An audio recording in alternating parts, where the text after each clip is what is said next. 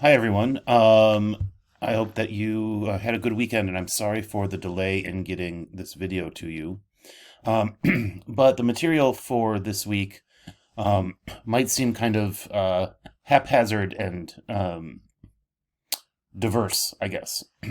But there is a reason why I'm giving you all this stuff today. A couple weeks ago, I asked you to think a little bit about protest music, and I want to kind of bring that up again as a way of getting out of North America because we've kind of retracted into North America, but going outward.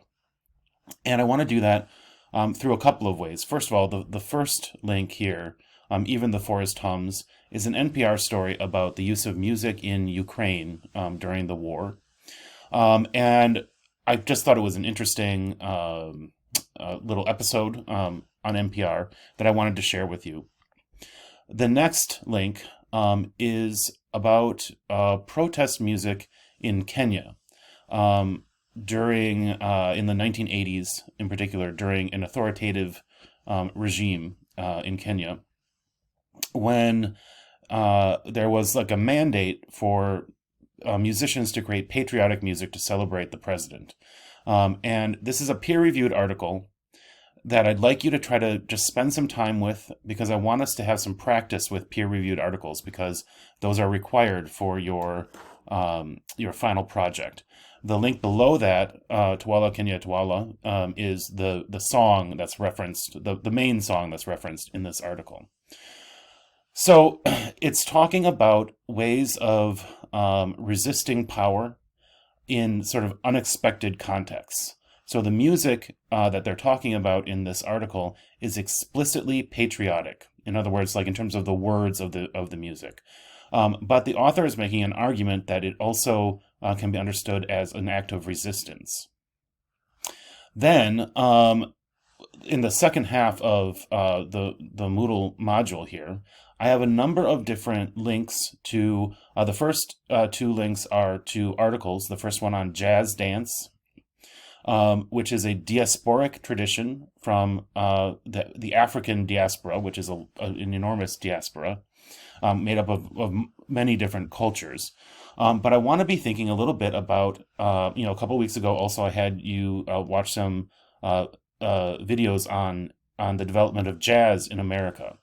I want to think about what happens when jazz in North America then goes back to Africa.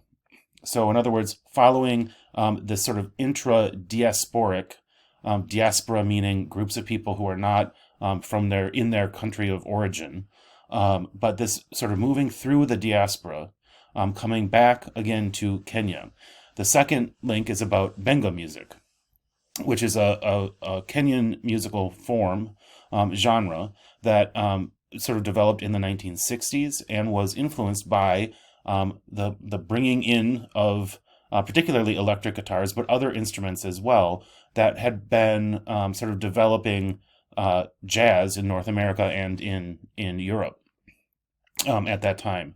Um, and so it's an interesting sort of connection between the diasporic community of jazz musicians and then what happens when that music and some of the musical characteristics come back, in this case, to Kenya, to East Africa. The practicing polyrhythm is just a little demonstration of someone actually doing polyrhythm. And polyrhythm means that over the course of one unit of time, multiple different rhythmic patterns are happening at once. And sometimes, to our ear, they can sound like they conflict. So if I divide up a unit of time in a sort of a duple meter, so dun, dun, dun, dun, I could divide up that time into threes instead. Dun, dun, dun, dun, dun, dun, dun, dun, dun. And if those two things are happening at the same time, it can create this interesting texture, which is really common. Polyrhythm is really common in a lot of music in Africa, and it's also really common in jazz. And so there's a sort of a unifying force here of this concept of polyrhythm. So that's just a demonstration so you can get a sense of what it sounds like to have multiple rhythmic patterns happening at once. And then I have a couple of examples of Benga music. The first one is from one of the sort of most popular Benga bands, the Victoria Jazz Band. And then the next one is from a concert series called All That Jazz, in which there was a fusion of sort of West African, so say like Ghana and Cameroon, the jazz traditions that had sort of established there, spreading and being sort of mixed with the Benga of East Africa. So I'm putting all of these things together to try to think about how resistance can happen via music in unexpected ways, and connecting it hopefully to the jazz traditions, which are also often about subversion of the expectations of expectations. Jazz develops out of the blues tradition, which itself had developed through practices of enslaved people, particularly in the American South, as a means of communication, in part. Communication and entertainment, but also communication so that the slave owners didn't necessarily understand what was happening. The enslaved people were able to communicate through music. That tradition develops into jazz, and now bringing it back to the African continent. I want you to be thinking a little bit about what are the implications of that diasporic movement, particularly maybe in relation to ideas of politics or resistance, community, identity, all of those things. So after you've gone through and you kind of looked at some of this stuff, again, I know it seems kind of disparate, then come and participate in the forum for week 11. You should also be actively working on your final projects right now.